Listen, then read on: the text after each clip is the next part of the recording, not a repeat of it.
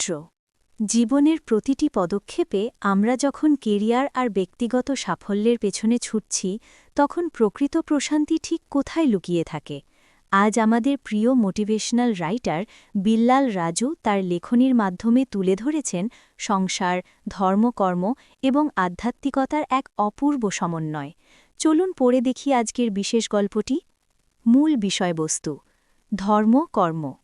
১৬/১/২৬। Motivational story. Billal Raju. আপনারা অনেকেই বলতে শুনেছেন, ভাই সাহেব, ভাবি কি করেন? উত্তরে সে বলে, সে বাচ্চা কাচ্চা সামলায়, ঘর সংসার সামলায় আর ধর্মকর্ম করে। আমাদের আলোচনা আজ এই ধর্মকর্ম নিয়ে।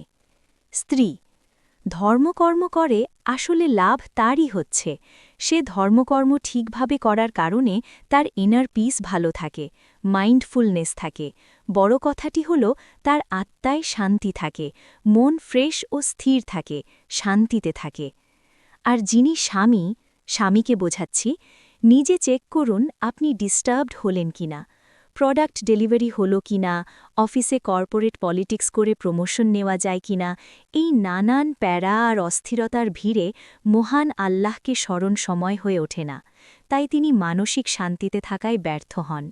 আল্লাহ পাক সবাইকে শুভ বুদ্ধি দান করুন, আমিন। আউট্রো। সংসারের ব্যস্ততার মাঝেও আধ্যাত্মিক চর্চা কিভাবে একজনের মানুষের মনকে শান্ত রাখে এবং পরোক্ষভাবে পুরো পরিবারকে একটি স্বস্তির পরিবেশ দেয়, তাই ছোট্ট লেখায় দারুণভাবে ফুটে উঠেছে। আমাদের প্রত্যেকের উচিত জীবনের অস্থিরতার মাঝেও সেই পরম সত্তার কাছে একটু মানসিক শান্তি খুঁজে নেওয়া। আপনাদের জীবন সুন্দর ও শান্তিময় হোক।